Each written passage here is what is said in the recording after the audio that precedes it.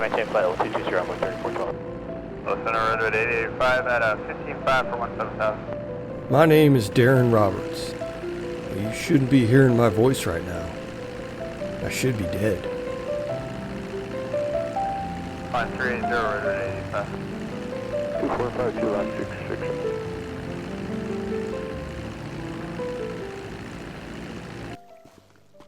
Shelter, food, water.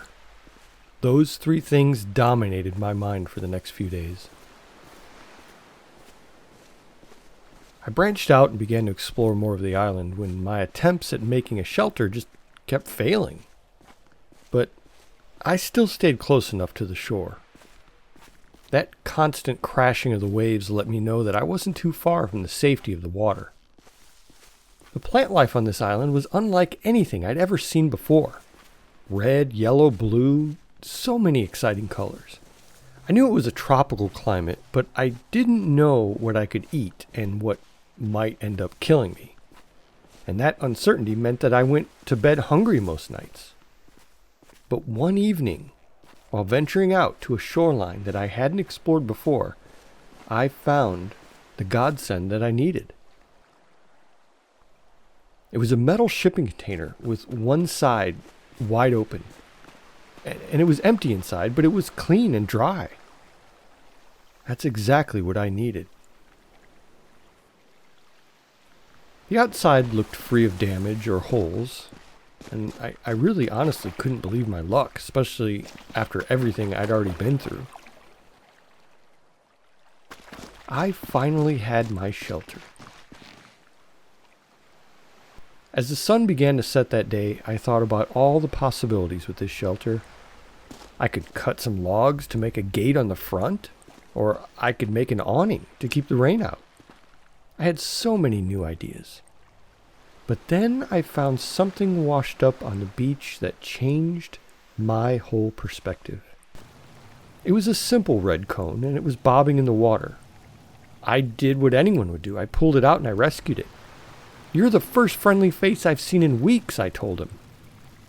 I took that cone in, I warmed it up by the fire, making sure to turn it every so often so one side wouldn't get too hot. Don't laugh, but that cone became my friend. I named him Eddie. He looks like an Eddie somehow, short, sturdy, a little unassuming. I knew that red cone was sent from the heavens to be my companion through all of this. It kept me sane, but now I couldn't help but wonder, what else could the stars provide? That night, I told him all about my old life, rambling about food and family and stupid office jokes. And Eddie didn't judge me. He just sat there with his unwavering expression, like he'd just take it all in and carry it without a single complaint. Sometimes I sat him across from me on the sand and I'd just catch myself laughing at the sight. You know, here I am talking to a cone on an empty beach. Despite the fact that I now had a dry place to lay my head at night, I still couldn't get comfortable enough to fall asleep in that thing. The sounds of the island kept me awake.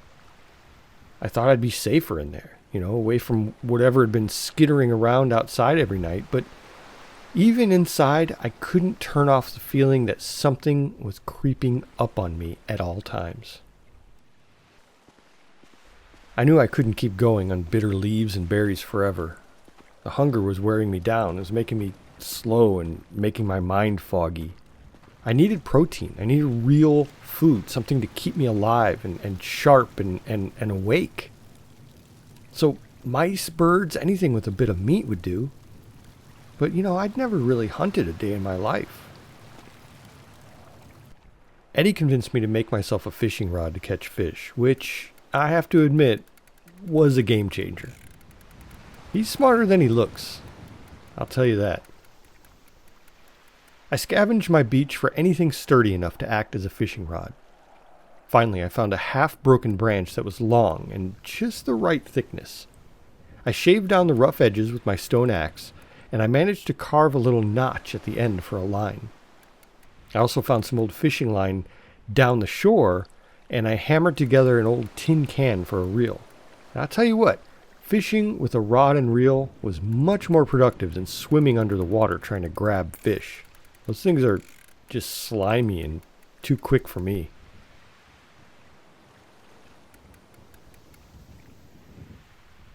Eddie and I really enjoyed that fish. You know, it got us through another few weeks on that beach. I just knew we couldn't survive in that spot forever. That island was changing me. And I accepted it.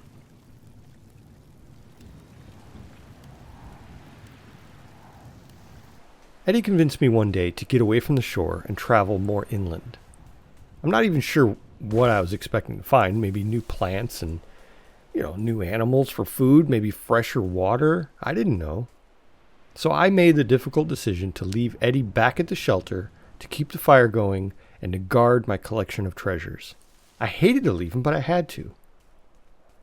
So I gathered up all the berries and plants that I knew around me were edible, and I set off to explore the rest of the island. I wasn't scared of it anymore. I was the king of that island, and I was there to claim my rightful land. It was the first time I dared to venture beyond the beach, where the land sloped up and the trees grew dense. Something told me there might be more out there. It was just like a gut feeling that there was something hiding in all that green. And that's when I found something that I never in a million years expected to see. After weeks and weeks and possibly months surviving on that beach with just me and Eddie, I discovered that we weren't the first ones there. I discovered a village. The structures were half buried under thick moss and creeping vines, but the shapes were still there. They were unmistakable. There were wooden beams jutting out from the earth, forming a skeleton of walls that sagged under the weight of all the years. I walked a little further, my feet crunching under old glass bottles and weathered tin cans that looked like they hadn't been touched in years. And I soon found a few wooden crates. Most of them were splintered and rotting, and they had a strange logo on top that I couldn't quite read. I busted one of them open to find old jars with faded labels on them. There was also an old boat. It looked to be salvageable. It had parts just strewn all around the ground, but there was a shell of an old car that was probably the biggest surprise to me. I couldn't even imagine how it got there. Just none of it made any sense. As I continued to pick my way through the ruins, more details jumped out. There were little signs that this maybe wasn't full of ancient relics. These pieces of lives that were left behind maybe weren't that old.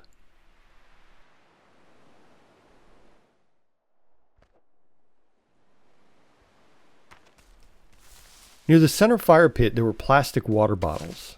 Most of them were collapsed and weather-beaten, but they still had logos that I recognized. And scattered around the clearing were empty cans of soup, some with labels that hadn't completely peeled away yet. They couldn't be that old. Then I noticed something in the corner of one of the shacks, half buried under layers of brown sand and dirt. I crouched down and I pulled it free. My heart stuttered when I realized what I was holding. It's a pizza box. The colors are faded and the edges were torn, but the name of the pizza chain I knew was unmistakable. This hadn't been here for decades. As I lay down to sleep that night, I realized that these people who lived here, they hadn't just passed through. They lived here. They made lives for themselves in the middle of nowhere. Were they rescued?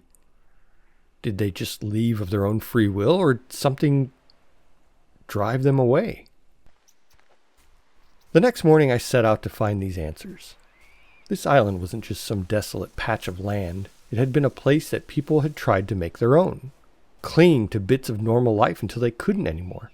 And now I was here, following in their footsteps, wondering if I would be any luckier than they were. After several hours of chopping through thick brush and climbing up steep hills, I found something else that I never expected to find. I almost passed it at first, the arrow straight poles blending in with the trees in the background, but it took me only a second to realize that these were not trees. They were power poles. There was electricity on this island.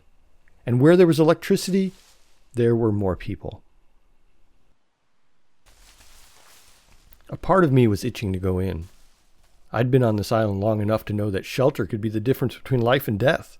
And a watchtower meant a roof, maybe supplies, maybe even a radio or some way to call for help.